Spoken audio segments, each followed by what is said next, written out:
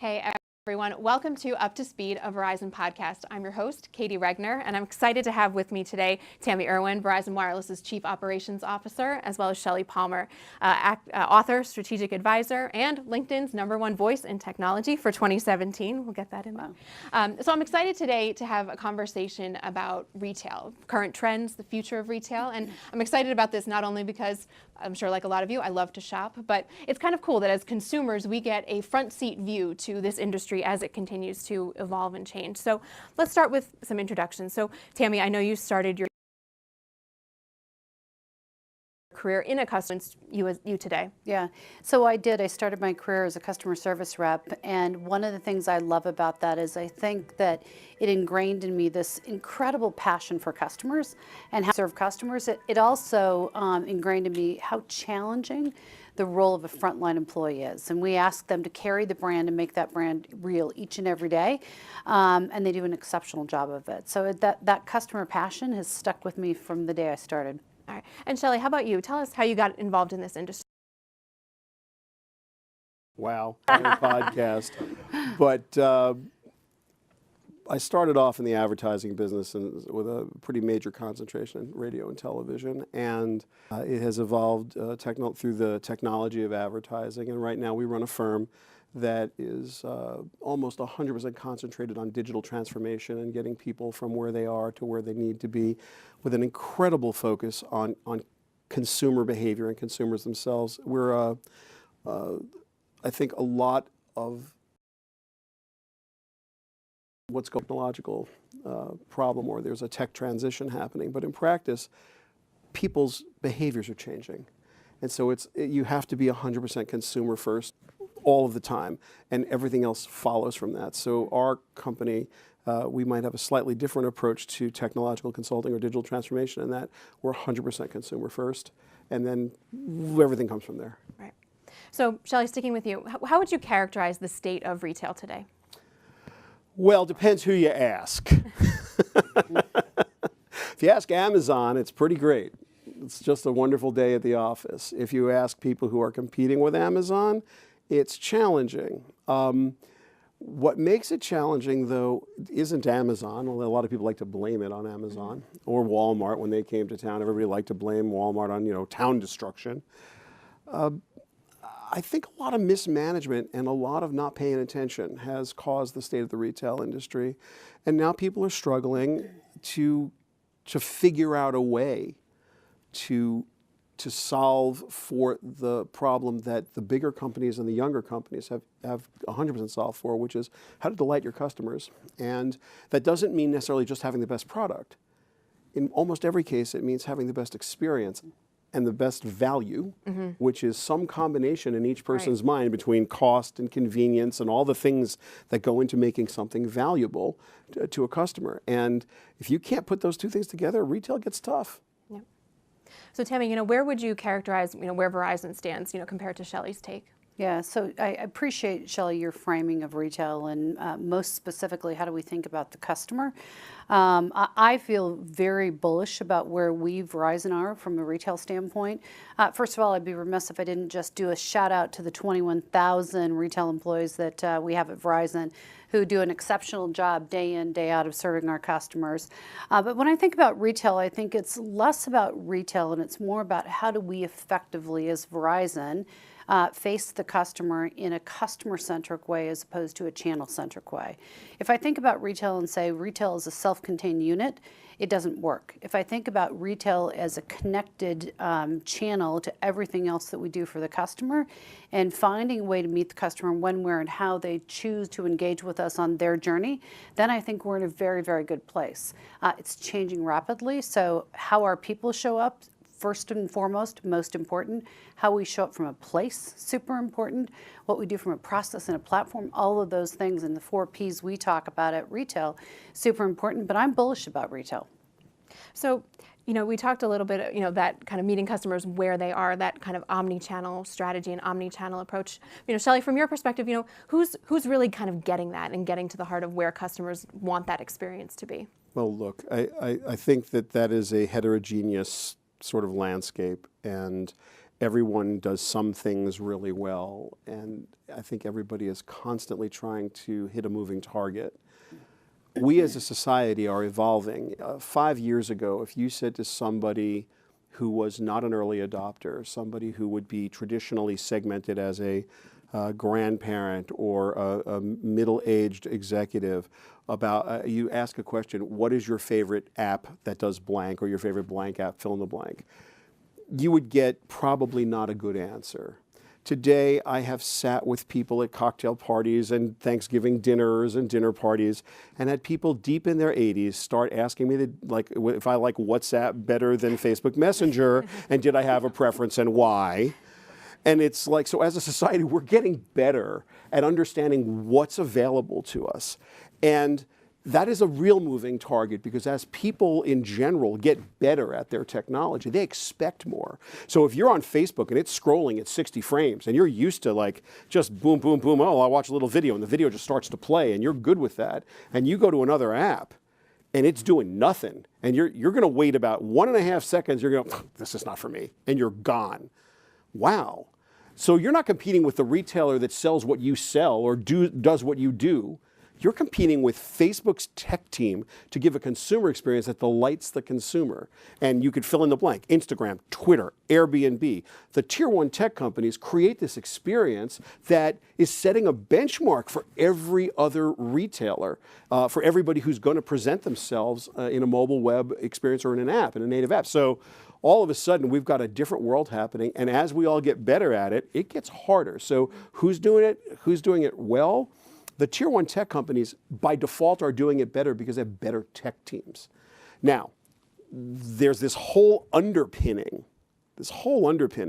of ankle-biting new technology companies that are coming out to do stuff. Casper mattresses or the Dollar Shave Club, when they started before they were bought by Unilever, just coming out, taking something that's they see an area, they disrupt using better tools, better messaging, et cetera, et cetera, et cetera. So there's that group.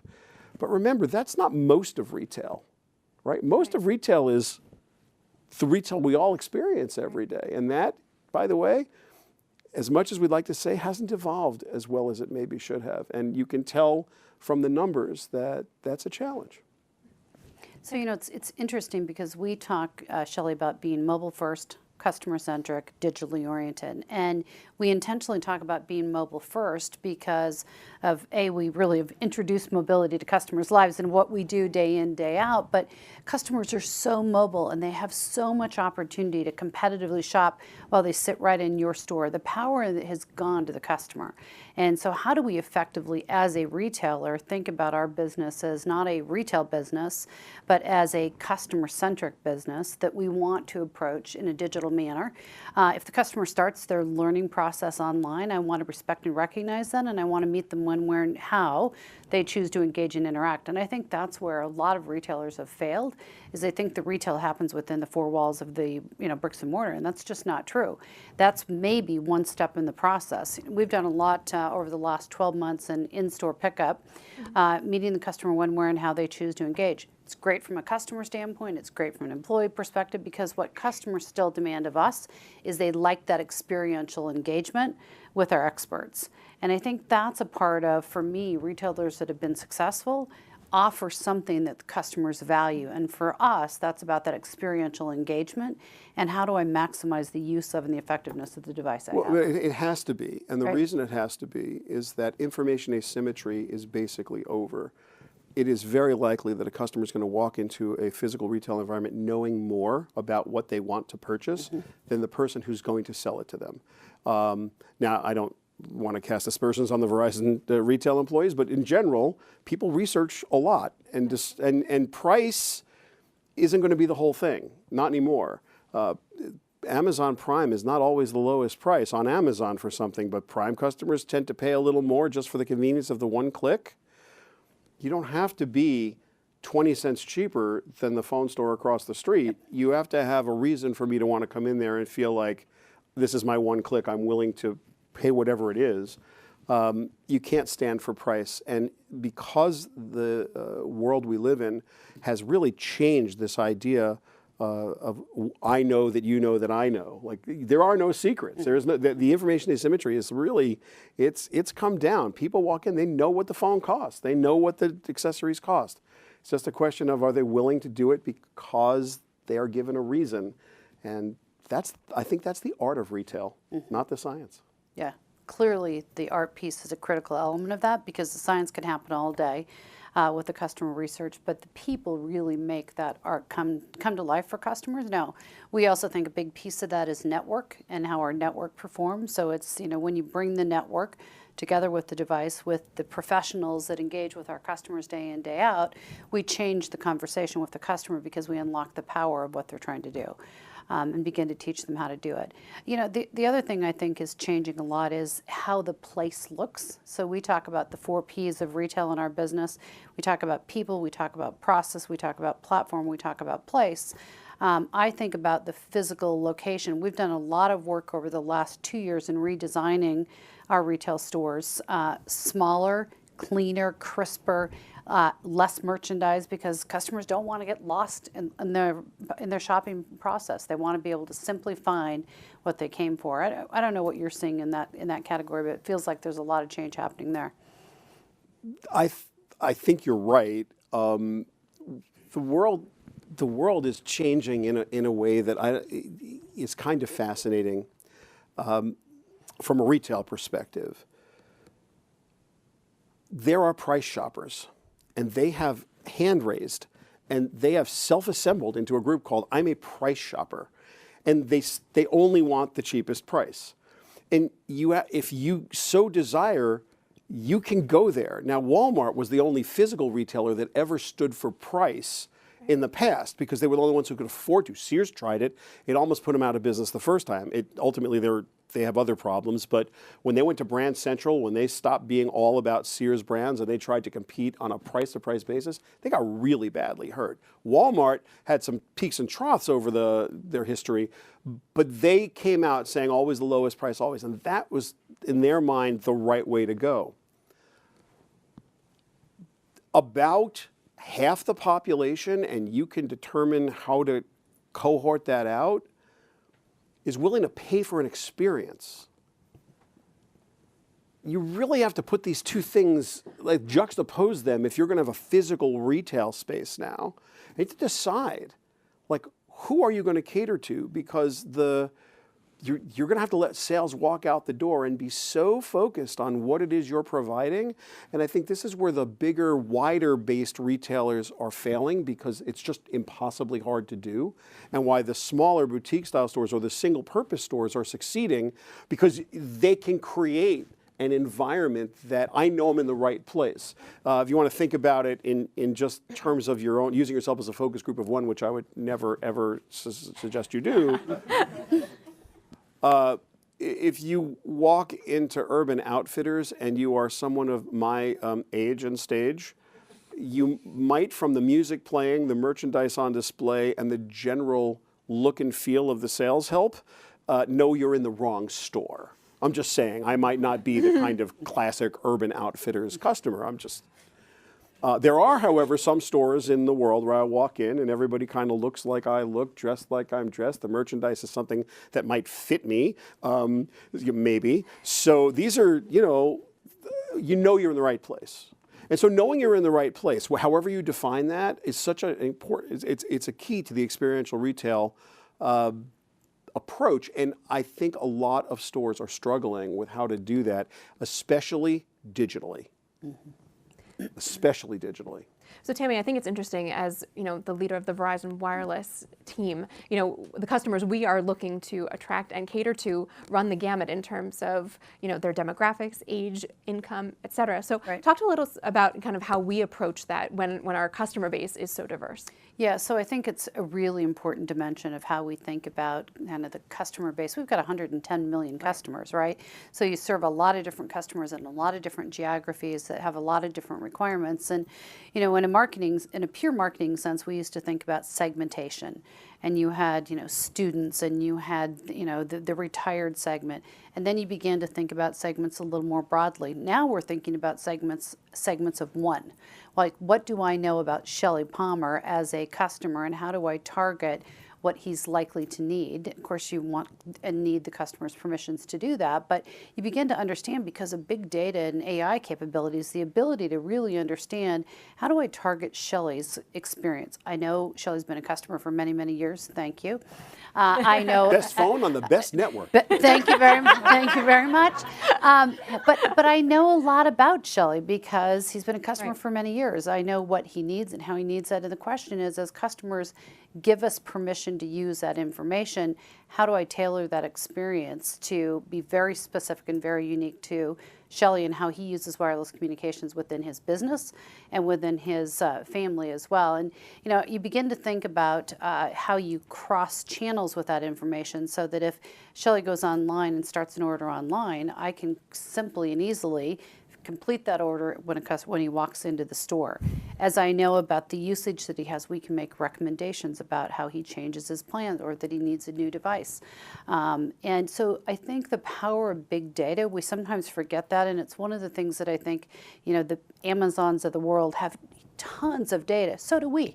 And how we use that data on behalf of our customers, because they trust us to use that data, is very, very important to that retail experience and to how we meet them. Probably more now than ever before, considering GDPR and what Facebook's gone through. Yep. And there's a line between cool and creepy, and I kind of think it's different for everybody. I walk into a hotel room. Obviously, I travel a lot for business, and it says, "Hello, Shelton Palmer," and I know for a fact that's just the database because no one calls me Shelton except my mother, and only when she's mad at me. And so, I know that's the database, and I know it's being displayed.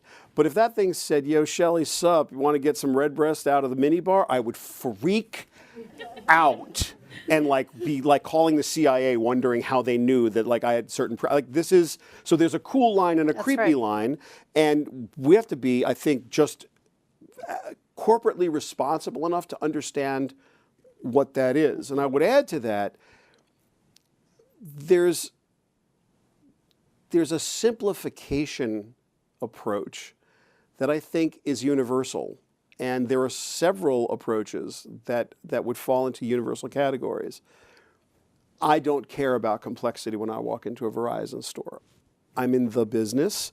And if something is over-featured, I am as likely as my cohort and everyone who's like me is completely interested in features, because we're feature geeks.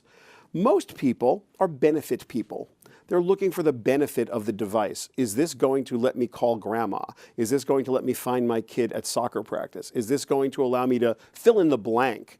And it's a benefit that they're buying. They're buying the capability too. And so often, we talk to ourselves in technological retail. And I think the data, if it tells you anything, should tell you most people aren't very technical and would prefer to be treated like humans and would prefer a simple solution couched as a benefit as opposed to a simple solution couched as a feature. This has a great camera. It's 12 megapixels front facing. And now the person on the other side of that conversation is thinking, well, which one's the front? The one that's actually facing me, or the front facing, the one that faces that way? And is 12 megapixels a lot or a little? And I go down the list of things that make no sense to normal humans, but everyone in this room and everybody listening is going, 12 megapixels, I know what that is. Yeah, you do. Yeah. But nobody else in the universe does. So say 300 megabits to somebody and ask them what the BPS stands for, and then I'll rest my case. So we're living in a data-driven world, but that data has to do two things. One, we have to use it as a guidepost to keep us on the cool, creepy line, and that line moves too, so good luck with that, because every day it's cooler or creepier depending. And then that data can serve to help you teach and craft a benefit story that is part and parcel to the experience of being in a great retail environment.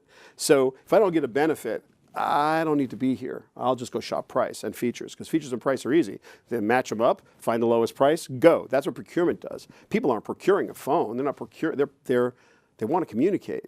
So from my perspective, Verizon has a unique opportunity to super serve from an experiential in an experiential way.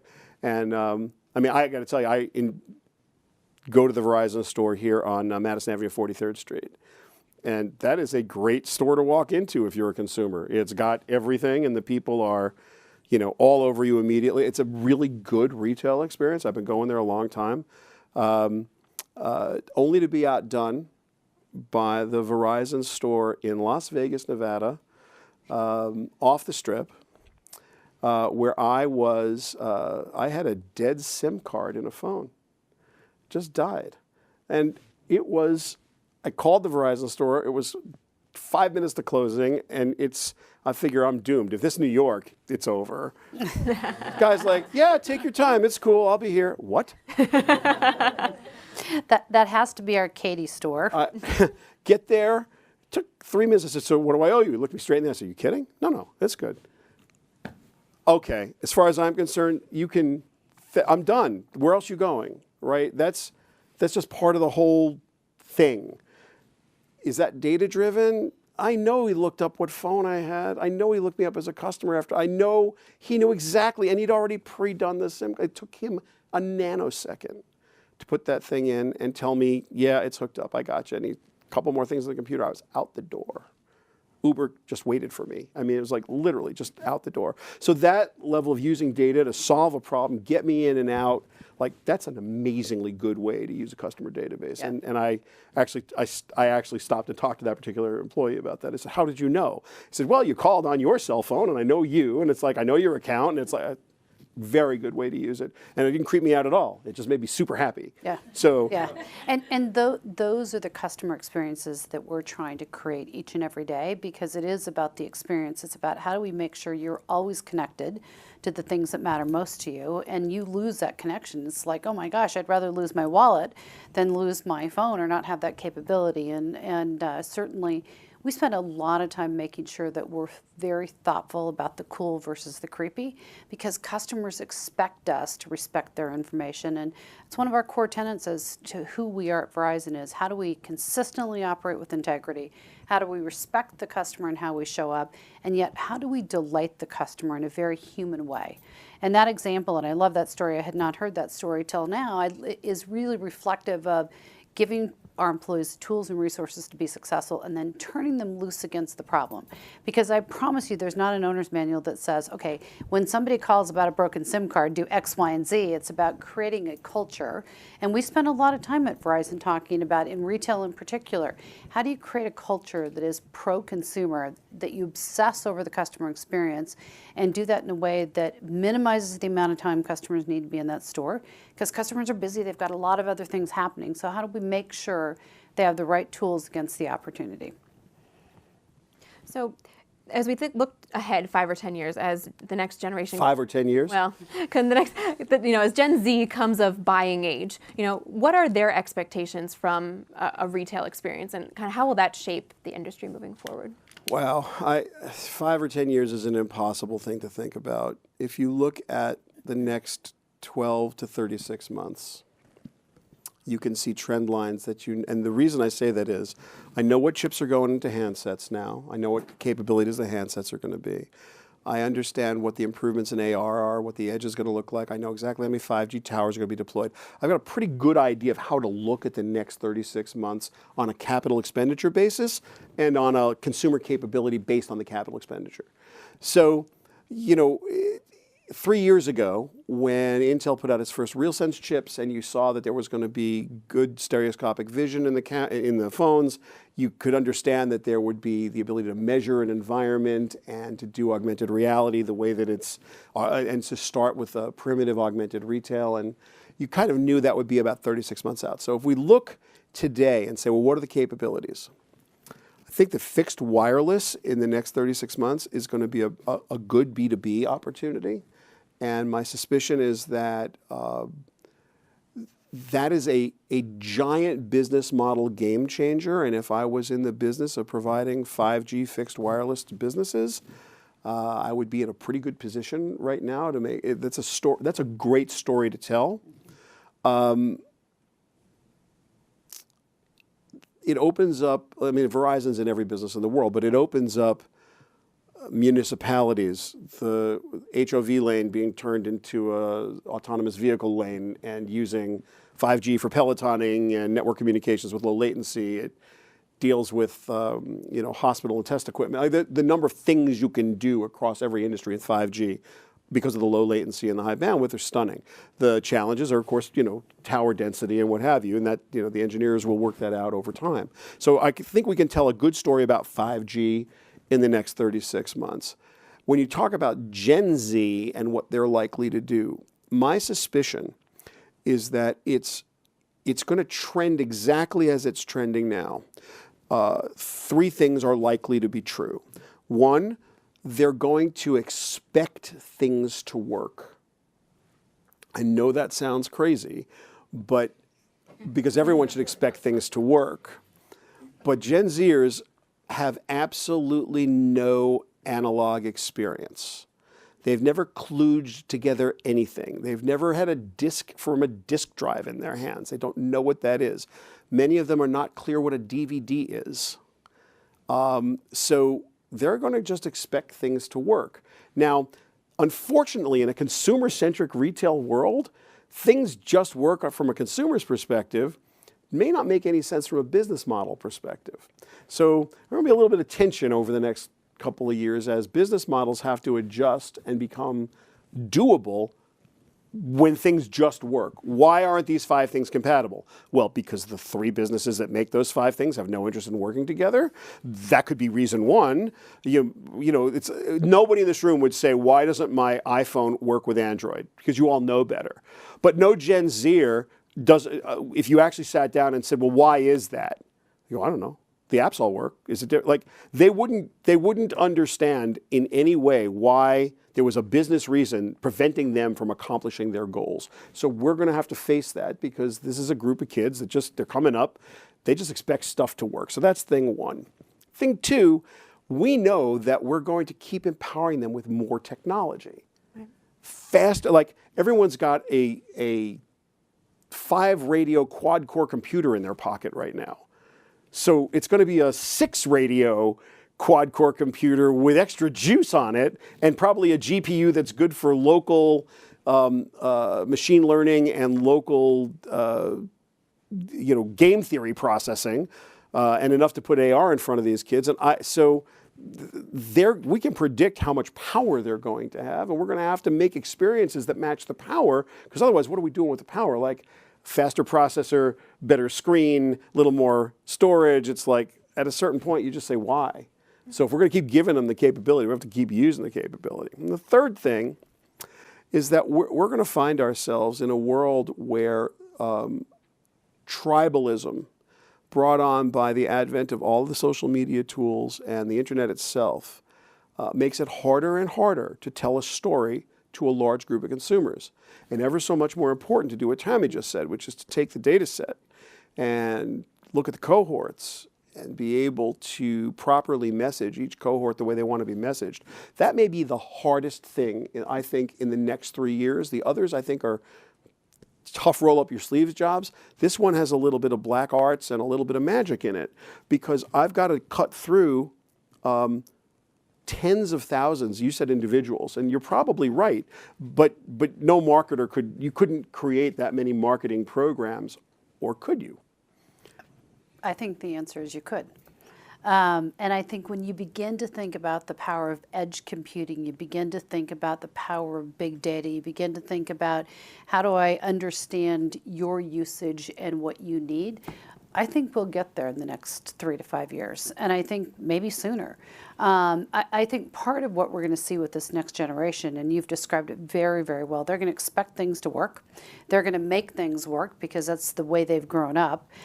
They will expect that they have the power of control in their hands, so they've got very high expectations of service delivery. And our CEO, Lowell McAdam, likes to talk about we're in the midst of the 4th Industrial Revolution, and think about how incredibly exciting that is for us, and yet understanding and anticipating and planning for what the customer will need, what employees will need, how we as a business show up in communities. We talk a lot about smart cities.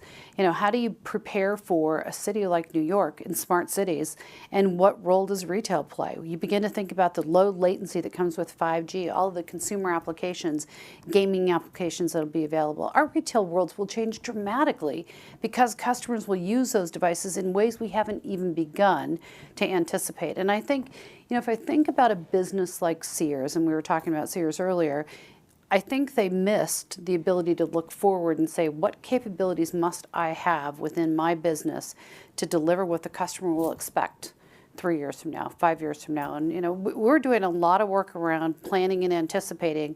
And our theme for 2018 is we don't wait for the future, we build it.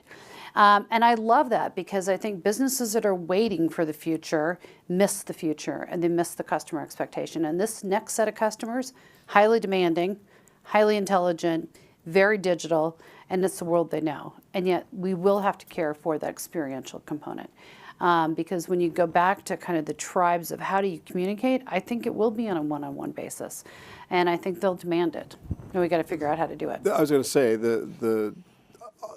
it's probably clear what has to happen.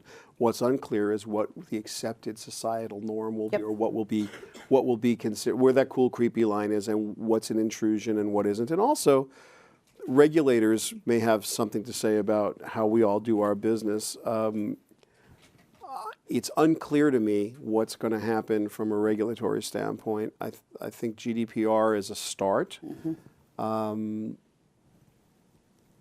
Americans don't seem to care that much. I mean, everybody gets up in arms for a second. Congress held a hearing, but at the end of the day, if you polled 1,000 people and said, someone abused your data leaked, and they'd go, yeah, well, what can I do about it? Well, you know, nothing. Well, why didn't they notify me on time? Well, they did. They notified you 3 weeks late. Oh, someone should be fired for that. And now we're done. It's like, there's an audience here. I'm not sure if the people at home can see it, but how many of you noticed in your inbox in the last 4 weeks, like the ridiculous number of privacy policy updates, right? Like, okay, how many of you went in and actually did it? Since they can't see you, you can raise your hand. Okay. And read all the details about it. A de minimis number of people have raised their hands to say that they just didn't care about controlling their data. I rest my case. No, I mean, the point is that here's everybody giving you complete control over what you're going to do. Press this button and set everything, and you're like, yeah, I'll do it later. So it's like, okay, if you're going to do it later, then it can't be that important to you. Mostly because if someone has your email address, it's not like a fatal problem. So I'm not sure where all this, you know. But by the way, that doesn't mean that Congress isn't going to go crazy. It simply means that the most people that I've met are kind of like, yeah, I'm really mad about it. What are you going to do about it? Nothing. So I don't know where that's gonna land. It's gonna be an interesting journey as we go through it. And you know, we are anchored on respect for others, respect for customers, and so we will always default to gain the permission, and then use that respectfully. And I think it'll be interesting because there are other businesses out there that don't operate that same way, and they may push the boundaries in a way that does then find out that Congress has to get involved in the rules change. So, you know, our position is always, how do we act responsibly today so that we avoid the need for others to act?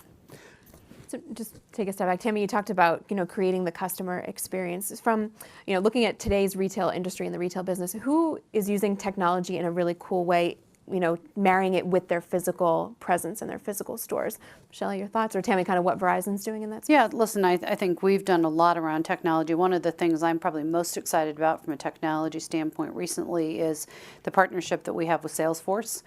We are the first retailer to go out and use Salesforce in our retail locations, and it's enabling us to have a completely different kind of relationship with the customer. It isn't that the customer walks in and completes the transaction. The customer comes in and we begin the journey of the relationship that we have with that customer. And so our sales teams can keep in touch with that customer in a very simple, easy way.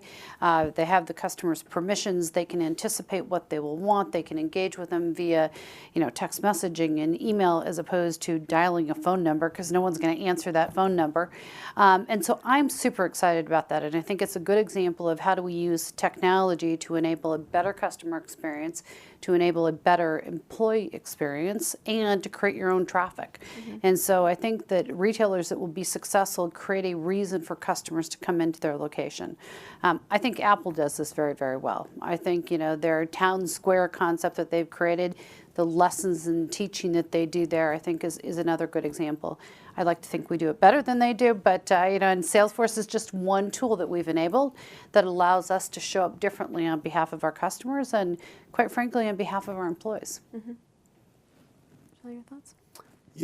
When I look at the retail landscape writ large, there are a lot of struggling organizations, and the bright spots, to be fair, in physical retail are few and far between. And you need do nothing more than drive any avenue in New York City or go down to West Broadway, and about every third store is empty. And there's a reason. It's really hard to do retail in 2018.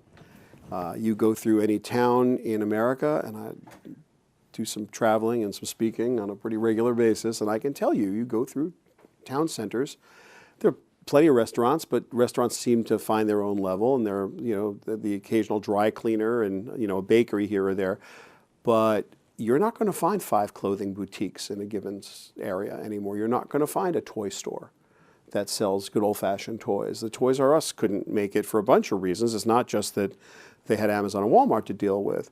It's really tough to put together a retail experience that is taking something that existed, that has been disrupted, and tried to preserve it. And so now the question you got to ask yourself is, how will retail evolve, and what should it be like?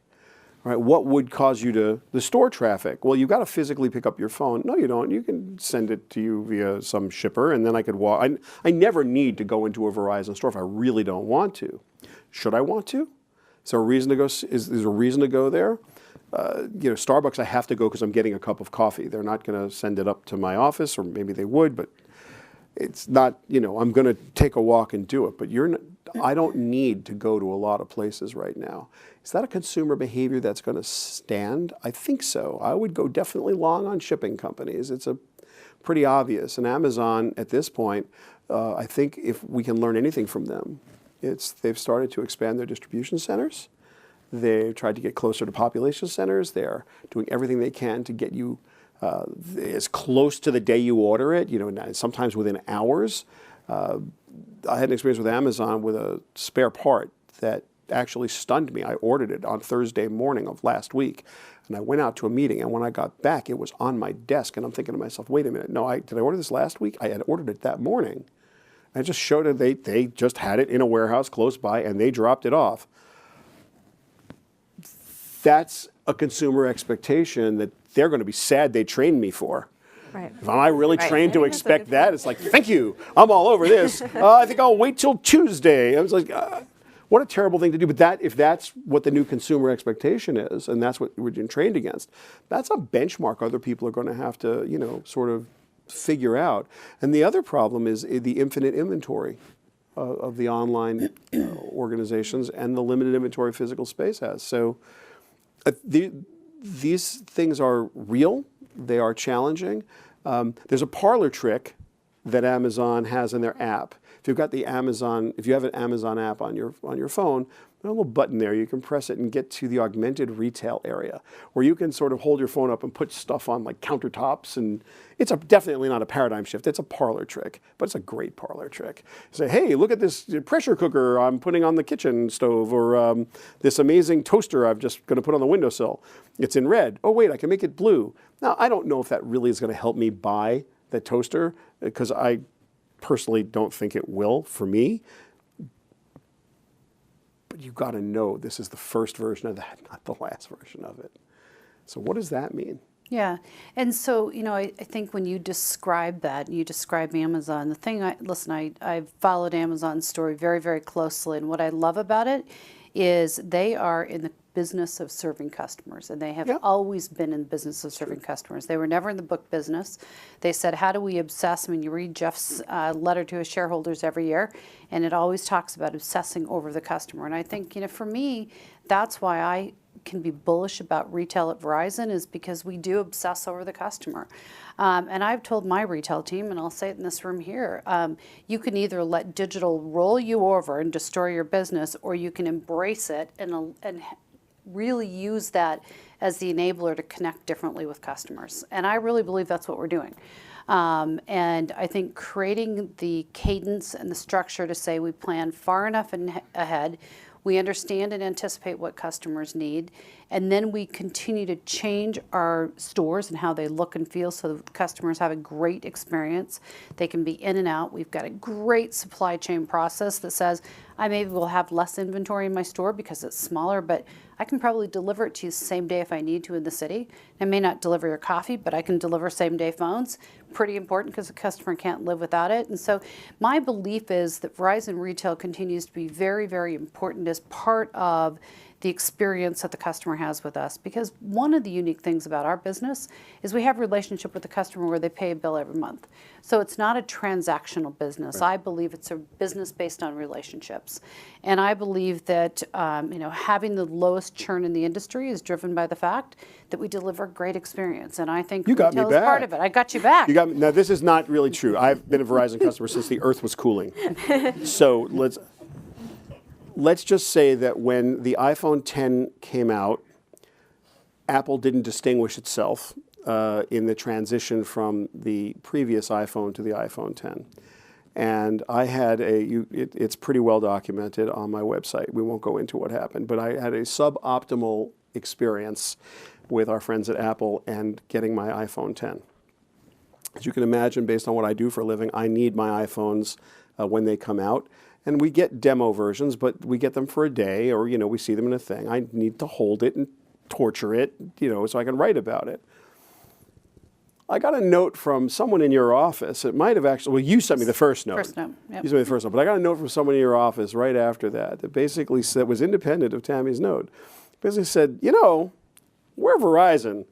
We're way better than Apple. You get your iPhone 10 here. We'll hook you up. Completely. Like, you don't need to do all that Apple new phone thing. Like, we have the new phone thing, and it's gonna just blow your mind. And they were right. But now no one had told me this, right? In the world prior to that, they got on the phone and spent as much time as I needed to explain to me why every iPhone that I have in the whole world ought to come directly from Verizon, and why Apple should manufacture them and stick to manufacturing them. I gotta tell you something. From a retail experience. Yep. It doesn't get any better than that. We're not a very big account. Don't think that we are. We're a little tiny account. But apparently, that doesn't matter. We were treated like we were very, very important.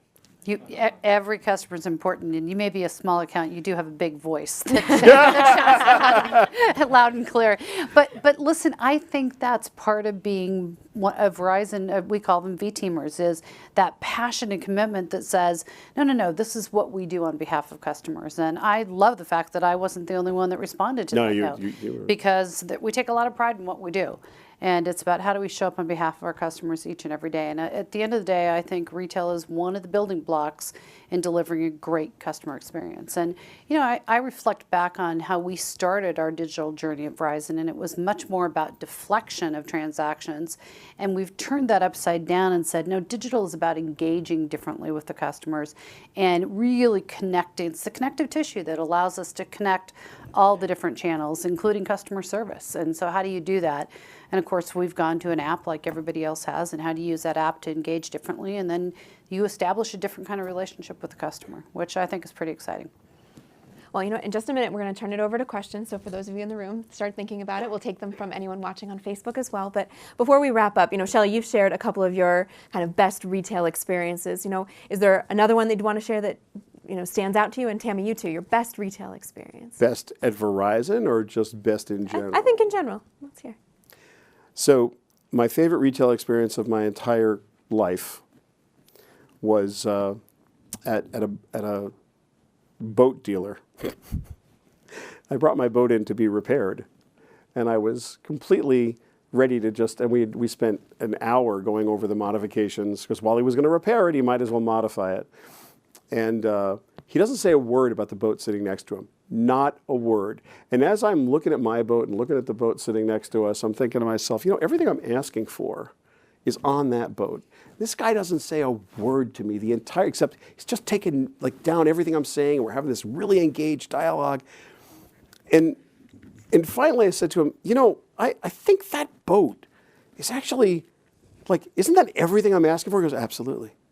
And I said, well, what's it going to cost to do all this stuff to my boat versus buying that boat? He goes, a lot cheaper. Seriously, a lot cheaper? Yeah. When were you going to tell me? He goes, you were going to figure it out. It was the funniest moment of my adult life. I'm looking at this thing, I'm talking, and I'm looking at this other thing, saying to myself, it's never going to, my boat hadn't have broken, I never would have known that. So I saved a ton of money. Had the funniest moment of my life. It was just one of those amazing, and this guy pushed not at all. And I learned a lot about selling that day from this particular guy. He knew he was going to sell me that boat the minute I walked in with my boat. He'd had my boat there for the week, getting ready to have the meeting so he could repair it. He knew he was selling me the boat. Never mentioned it. Loved it. Because good salespeople don't sell. Nope.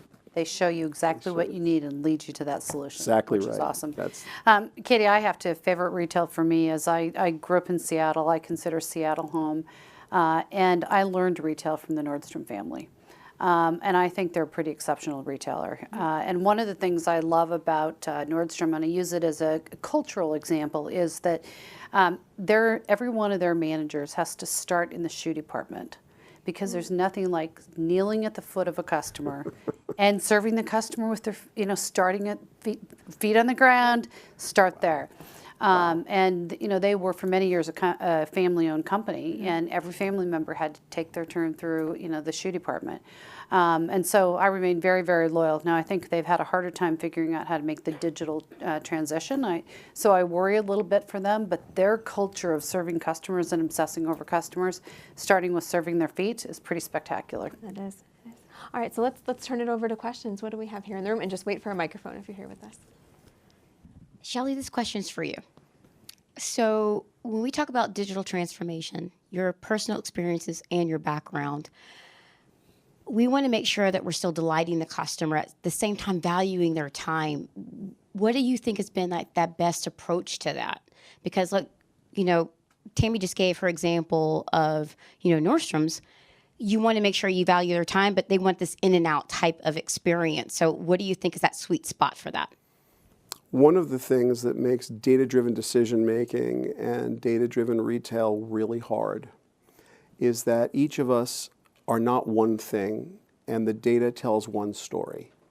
So you, and our current way that we understand data-driven business, or the way that you will cohort someone into a group of people you think have a certain set of attributes or propensities. This person is probably going to get a phone that costs between this amount and this amount. It's probably going to be from these two companies or one company. They're a guaranteed Apple person. You're going to put them in a kind of a zone, because that's the best way you can segment that audience. But a human being walks in, and they might be in a rush because they just got a text message from somebody that says they have to go do something. They might have all the time in the world. They've been trying to kill an hour before a meeting, and you have absolutely no way to know that. And so all the data in the world breaks down, literally breaks down, when human beings are involved. If I needed to tell you mathematically how many Chinese meals will be served in the city of New York tonight, I probably, by taking all the statistics required, the amount of ingredients and the number of restaurants and the number of seats available and general, what time of year it is, what's the weather, I gotta take all that stuff together. What's the total capacity of the restaurants? What's the ordinary level that they're filled to? I'm gonna get you a number that's probably within a couple percentage points of dead nuts on from a population standpoint. But I cannot tell you who is having dinner tonight in a Chinese restaurant.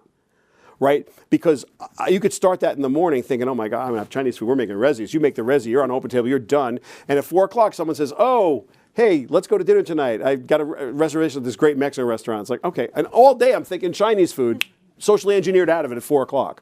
So human beings cannot be predicted. Populations can be predicted. Where this becomes art, not science, especially at retail, is that you need to pay attention. These are human beings on the other side of the counter. And I think that's the humanity is yet to be built into the system and may never be able to be built into the system, at least not in the next couple of years. There could be a time in a machine learning environment or a neural network environment, artificial intelligence environment, where we can train partners, AI partners or coworkers, and the AI coworker could tell us a little bit more about what to expect when this human being walks in. Certainly you could pass the creepy factor as far as you want to go and get a pretty decent data set that would tell you this person, especially Verizon, to the proxy services layer and knowing their text messages, and you can get a pretty good understanding of what their day's like, but that's not going to be legal and it's probably not moral. So we're going to have to find that balance. And it's a great question, but it also plays up the most important part about every single thing in this world. People first. The data's just a tool. It's just a crib sheet. It's like going in there, take a test, and you just know a little more. And the people who are going to succeed the most and the best in our world today, no matter what business they're in, are people who are the best man-machine partners. If you know how to manipulate your data and you know how to become a partner with your machine learning tools or just your spreadsheets, like whatever data set you have, you are going to have a competitive advantage. But it starts by being a human being, because you do what the humans do and the data does what the data does. And responsibly using that to help increase your capabilities, that is the competitive advantage I think everybody who's in retail should strive for. By the way, every executive everywhere should strive for that. And the thing we have to know is that we should never, in the next foreseeable 60 months out, I'll go 5 years with this time. In the next 60 months, we should not be relying on the data to do our job. There may come a time, but right now, rely on your gut instinct and your heart and your intellect and your intuition and feed that with the data set. You're going to have a much more successful time of it. That's my humble opinion. Yeah, let me just add one thing, because I think it's so important, and I love the framing of the science and the art, because at the end of the day, people buy from people. People buy from people they trust. And the simple question of how much time do you have today is a great question to frame up. How do you pull all that information in? And, Shelly, one of the things that we didn't talk about today that I think is really important is the role of the manager in our stores. We are in the process of going through what we call Leadership Academy, which is the opportunity for every manager to be trained on everything that they need to know so that they can create an environment where people can be people and serve customers. It's not so that they can be the boss, but so that they can enable their people with the tools and capabilities, and then turn people loose to go deliver and delight customers, which is what you guys do better than anybody.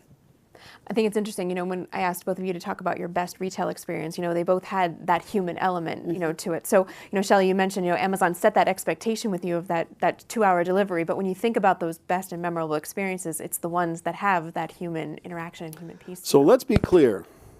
That's a really important point. What is going to get my attention? Amazon sends razor blades now, and batteries and a couple other things by subscription. I feel very bad for the brands that I used to buy from. I feel very bad for the stores I used to buy from. I will never think about any of that again, because the magical drawer opens up and there's batteries in the drawer all the time. Like, the battery drawer is always full. This is amazing. AA's, AAA's, you name it, it's in there. And I am like, wow, this is incredible. They all say Amazon on them, and they don't work that well compared to the brand I used to use. But I don't care, because they're always there, and there's plenty of them, and they're super cheap, and it's done. So let's be careful. It's true. Amazon did train me. I hope they don't consider this training, but I mean, they did train me to expect a 2-hour delivery, and I didn't think that much of it when I asked about the retail experience. That's exactly right. But the number of things that have changed, the behaviors of mine that have changed, are profound and meaningful. And each and every one of us can find a thing in our own personal experience in the last year or so where we've changed the way we purchase stuff, or changed the way we've done stuff. Whether it's getting the extra Uber as opposed to hailing the cab, or using the Curb payment app or the Arrow app to pay for the cab. Like, we're doing things differently. We're evolving the way we do stuff. Certain things we used to hold as like, I always do this. It's amazing how fast they go away when there's a better solution. And so don't discount this idea that there's a better solution. Tami said it very well.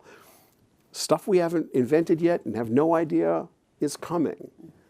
that 10 years ago, the world we lived in looked nothing like this. So when you say go out 5 years, I'm like, no. I'm not, I don't have a crystal ball that looks like that. I have no idea. There's some Gen Zer planning the whole evolution of something, and we're all going to be doing it, and none of us know what it is yet. The kid who's doing it doesn't know what it is yet. So that's the coolest part about being alive right now. But it's challenging if you're running a business, right? Because you wake up in the morning, it's like, what? So I just don't want to discount the behavior change. We're people, and we're changing our behaviors, and that's important. Yeah, listen, that behavior is changing incredibly fast. It's why we don't wait for the future, we build it. And as you build it, you have to build for that ongoing relationship with the customer. One of the things that I think sets us apart, I said it earlier, but I'll say it again, we have an ongoing relationship with our customer. We are not a transaction business. So when I think about transaction businesses, we think differently. We think about how do we maintain that relationship, build that relationship, add value to the relationship in a very meaningful way, but we have to plan and anticipate what the customer will need, and then we need to build it. I think we had a question back here. Yeah, so you talked about marrying the man as well as just the data, right? And you gave us some examples. My question to you is, how's this changed, and I'll open it up to either one of you, how's this changed your expectations as a customer yourself? What are you looking for, knowing that in the last 5 or 10 years, the way you shop has changed? So what are you what's the shopping experience you're looking for moving forward? So I always look for wow experiences. And for me, those wow experiences involve an engagement with an employee. So I value the human connection, but I value if I'm having a relationship with a business that the same person follows up with me, that I establish that relationship, that they anticipate what I might need, that they're proactive about how they reach out to me to simplify my life. And so for me, it's all about the experience. So we live in the post-truth era. There are alternative facts about everything. And what I look for in retail personally is trust. I want to trust the person I'm buying from, and I want to trust what I am buying is what it says it is, and will do what it says it does, and will do it well. And when I go online to look for stuff, that's really hard to figure out. You type in a Google search, best blah, blah, blah. You're going to get to a lot of sites that have nothing to do with the best blah, blah, blah. They have a lot to do with driving clicks, but they don't have a whole lot to do with engendering trust or giving you the information you need. And so those who value trust above all, which are most people who are going to spend any kind of real money on anything, I'm going to walk into a Verizon store, I'm going to ask you a question. And I want to trust that answer. So, and if I can, everything is fine.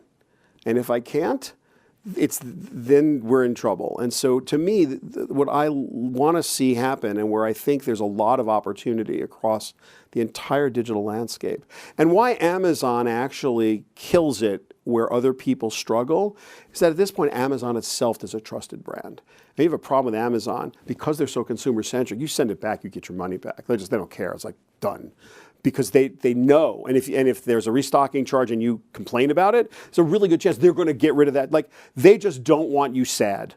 Zappos, remember Zappos, those guys? Mm-hmm. Like, you buy 3 pairs of shoes. My wife used to do this, 5.5, 6, and 6.5, or whatever it was. And whoever's on the other side of that order knew 2 of those are coming back. They didn't care. Right. They just didn't care. And so, that level of I trust you to do this transaction, to me, that is the giant white space in all retail everywhere, because we live in a post-truth era, and you can trust basically nothing now. So if I can trust Apple made an iPhone 10 that I'm going to like, they didn't. If I'm going to trust that it's going to be on the best network, it is. At least one of the 2 was good. There you go. All right. We've got a question on Facebook from Andy Brown, who asked, as retail evolves, how will representatives need to adapt in order to adopt the new strategy? And what skills would they work on now to hit the ground running? Yeah, so for me, I've spent many years at Verizon, and one of the things I have loved about my time with Verizon is I'm a student to this business every single day. And I would encourage each and every one of us to be well read on the industry, to make sure that you maintain a personal relevancy to what's happening around you. Be a consumer. Go out and shop other retailers. Find out what you love. Find out what you think is terrible.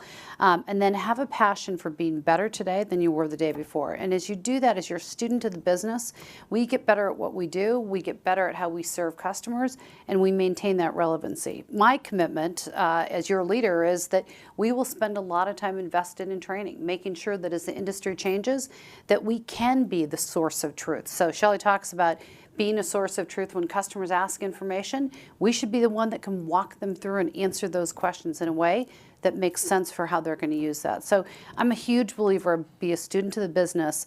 Don't wait for somebody to train you, but go out and be a consumer, absorb it, learn from it, bring those ideas back in, and be part of the conversation. I couldn't agree more. Excellent. Do you have any more questions here in the room? Oh, you got a microphone right there. Go ahead. So, Shelly, quick question. Well, you mentioned before about knowing that you're in the right place. You used Urban Outfitters. Hold on, I'm getting a very important phone call from Steven Spielberg. That's my special Steven Spielberg ringer.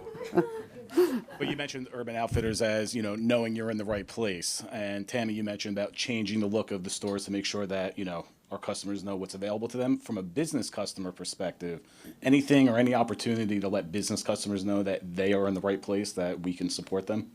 Yeah, so I think it's a great question because we're really concentrating the discussion on retail this afternoon, but the same thing holds true for our business customers. And if I think about just the degree of change that businesses are going through in terms of how they use technology, they desperately want a partner that will help them learn what they don't know. So whether it's security and how they show up from a security standpoint, whether it's IoT solutions that they're enabling, or what might be possible with 5G, that amount of change is going to be radical. And I'm very excited about it, but it's also the reason why we're doing things like the innovation centers that we have in Waltham and in San Francisco, so we can bring customers and take them through that journey. It's the reason why TJ Fox and Andy Brady and the team do hundreds of enterprise briefings around the country for exactly that, which is let's talk to customers about things they've never even anticipated or realized that we do.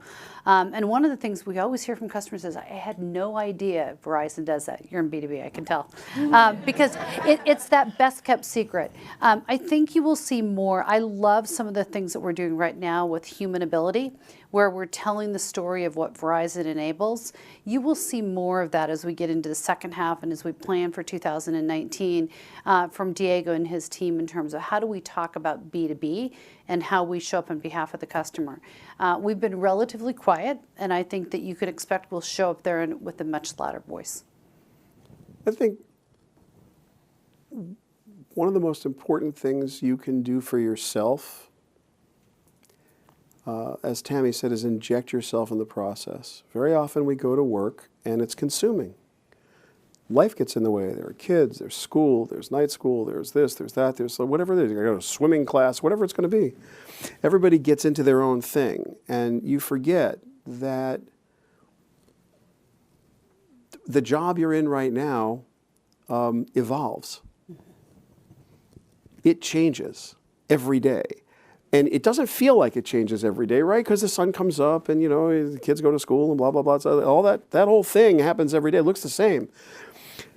Tomorrow, there's going to be 1.5 million new Android activations and 500,000 new Apple activations worldwide.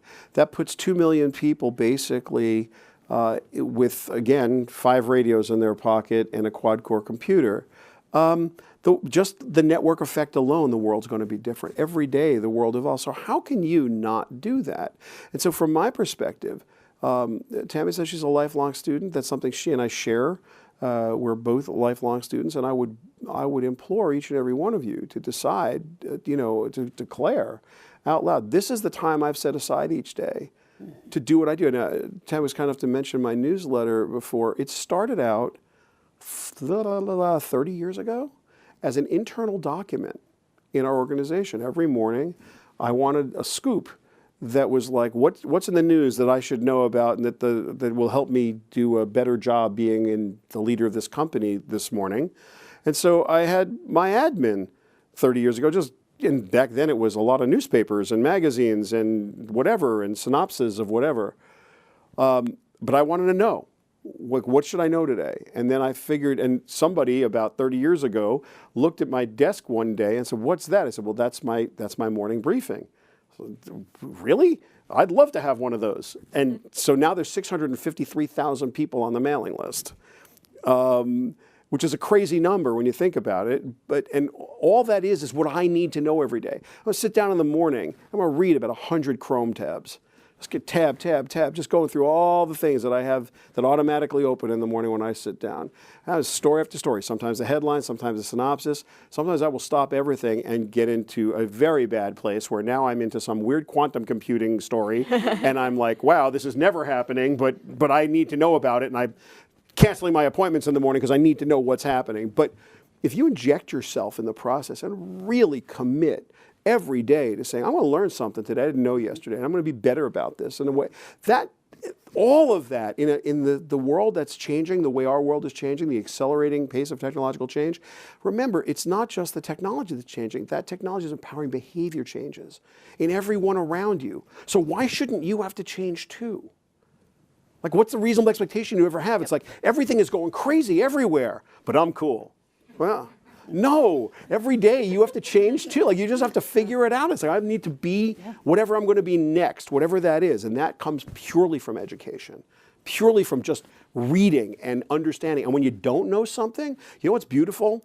Now, this is crazy. You probably don't know this. I'm a composer-producer by trade and spent the first part of my career writing music for television day in, day out. Grew up in a very musical household. My mother and father owned music stores. I had a very good musical education as a kid. Two parents are music educators. I had no choice. I go on YouTube on the weekends for fun. There's about 7 or 8 piano players I'm in love with. These guys like teach for free this crazy eclectic jazz stuff that I'm into.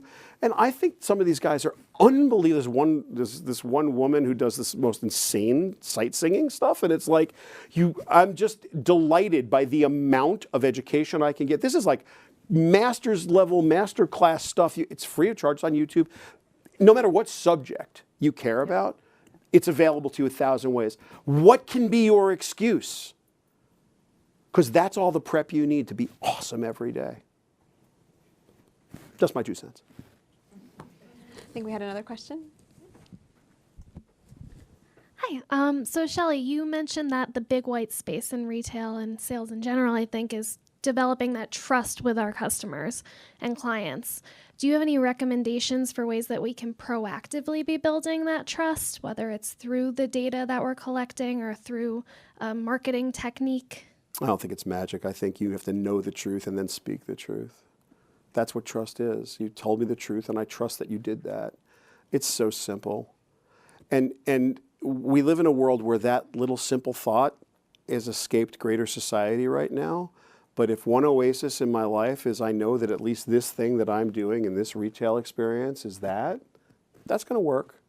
Right? You can't change the planet. No one in this room is going to change everything. At least I don't think so. The whole planet's not changing from any one of our actions.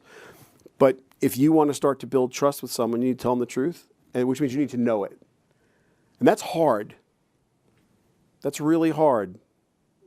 So, don't think that just because you read it somewhere that's true. Don't think because it's in a press release it's true. Go a little deeper. Right? Now, these features, absolutely the features of this phone, is this, wow, you need to be able to say to somebody, yes, on paper, this actual phone has better specifications, but the way you're going to use it, this is a better handset for you, and let me tell you why, and be right. And if you're wrong, they will not trust you, and if you're right, you have them forever. So know the truth to speak the truth. So I'm just going to add to know the truth, speak the truth. Go back to the credo. And Shelly, we have a credo in our business that we hold very sacred, and it is about how we engage with each other, how we engage with the communities at large. And there's 5 words at the end that I love: integrity, respect, performance excellence, and accountability. And when you think about those 5 and you bring it all together, that's how we earn customers' trust, is when we show up consistent with our credo. We've got another question here on Facebook from Jeff Swanson.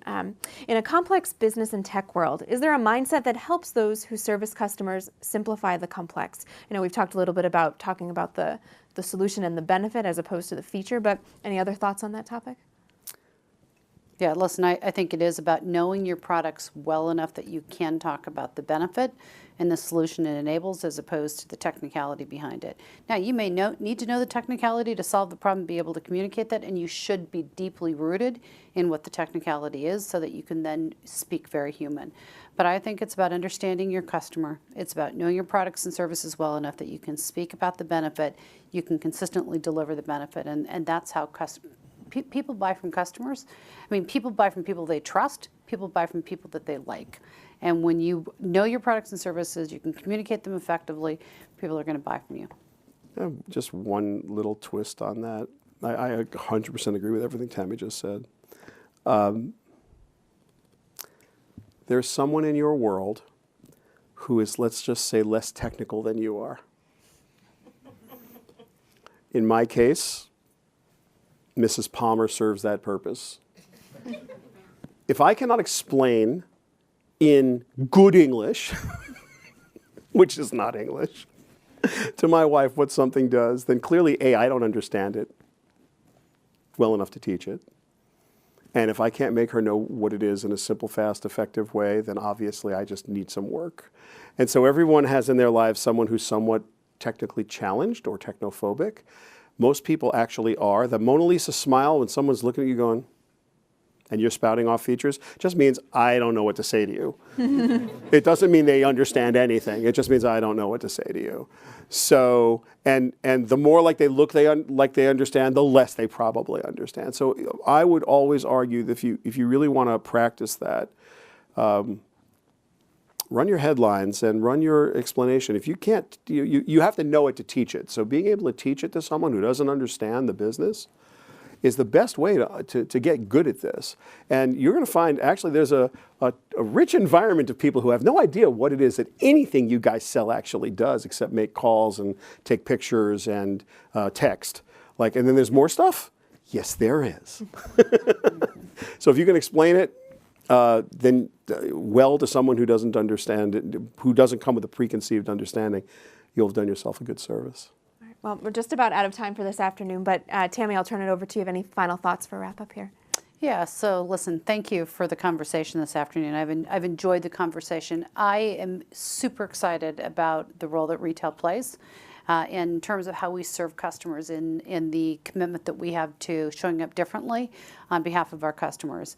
I think retail is change ripe. We've talked about all the reasons it's changing, but I'm also a believer that we embrace change and that we lead that change. And I believe that together we will serve customers in a very meaningful way for many, many years to come. Listen, I couldn't be more excited about the future of this business, because the future of the business is, you think about what's happening with 5G, you think about things like connected cities, you think about the fourth industrial revolution. Where else would you want to be than at Verizon to go on that journey and to create the experience that customers will have? It won't be the same as it is today. It'll be better. We just don't know what it will be. And I'm super excited about that. Thanks, Tami. Shelly, any final thoughts? I just want to thank you guys for inviting me today. And my final thoughts are this is humbly the most exciting time to be alive. It just is. We're on the cusp of an evolutionary step, and a lot of people are very scared by it. There's a lot of social change going on, and most of it can be blamed pretty squarely on the technological changes that have occurred to empower it. Yeah, that's one way to look at it. The other way to look at it is optimistically, and that's to believe that people have been here for a really long time, and technology has been the story of humanity, from the first rock used as a hammer right up to today. And so from my perspective, what makes tomorrow seem so exciting is that it comes with possibilities that truly are limited only by two things. At the moment, we can't travel faster than light, and we can't do Star Trek teleportation. And everything else you can get done. It's just up to you. It's literally up to you. You are the architects of the future. You will decide how you want tomorrow to be, and you will architect it that way. And you do it by just learning and imagining and doing. And since that's within all of our capabilities to learn, imagine, and do, I can't think of a reason not to be super optimistic about the future. And so I just, again, thanks for having me here, and thanks for letting me talk a little bit about the things I like so much. And, you know, onward and upward, as they say. All right, Tami, Shelly, thank you so much for being here for our Up to Speed podcast. Thank you all for being here in the room, and thank you for watching online as well. Have a great afternoon.